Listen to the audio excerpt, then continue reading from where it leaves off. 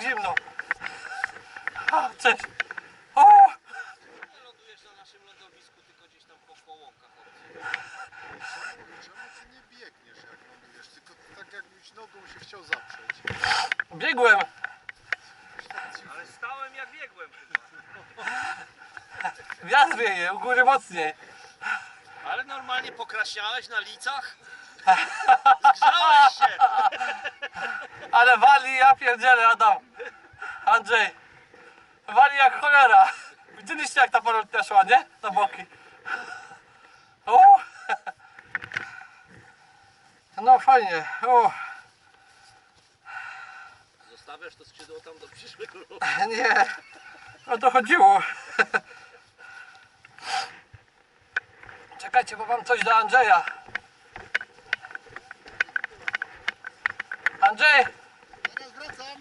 chodź tylko.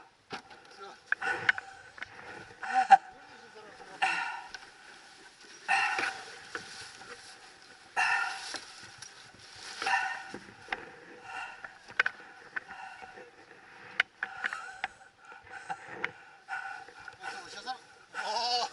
Oj! Na O! zdrowie. Pijemy! Przywiózł Liwinia. No jak już wkurzał nas zdjęciami, to mówi, żeby kupił, no nie?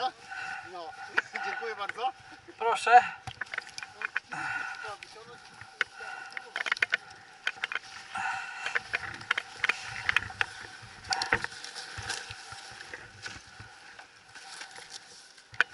Wali trochę.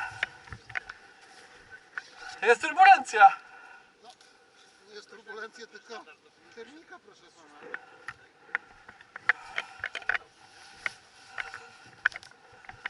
Ale momentalnie mi palce odmroziły się. Pierwsze kółko zrobiłem już. Już wiedziałeś, że to będzie... Już wiedziałem, że to będzie koniec.